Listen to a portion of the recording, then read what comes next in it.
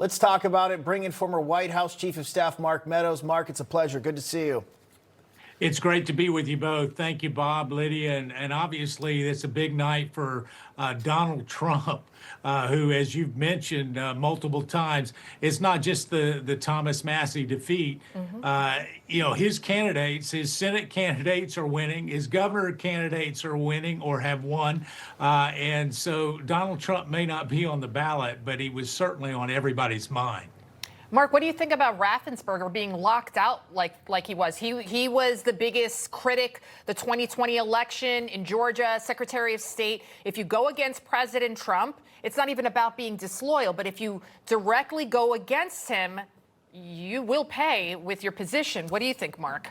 Well, he's obviously paid with his position, but it wasn't even a close call. Not even close. As you mentioned, Burt Jones, it looks like he is going to come in first. That's the governor candidate that Donald Trump has endorsed.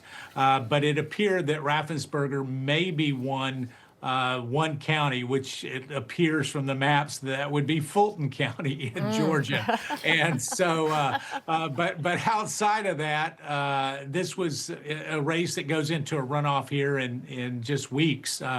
And yet it is amazing what we're seeing there in Georgia.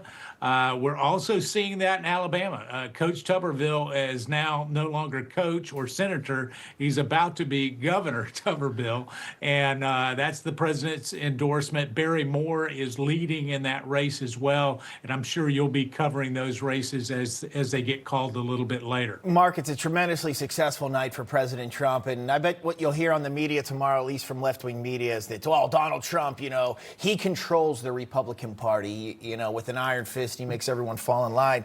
I think what they're missing is, for the American people, his popularity within the Republican Party, that they trust him with what he is doing. And tonight, the perfect example of that.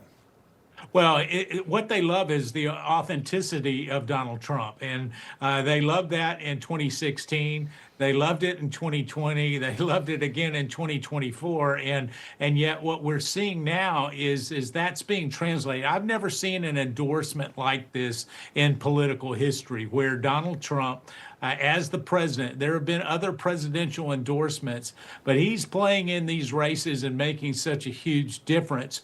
Now, there in Kentucky, was there a lot of money spent? Yeah, over $300 per vote in Kentucky when you look at it. But in some of these other races, it is campaign over the minute that Donald Trump endorses in those campaigns. Mark Meadows, sir, thank you so much for joining us this evening. Information. Truth is freedom. Is Newsmax. It's real news for real people.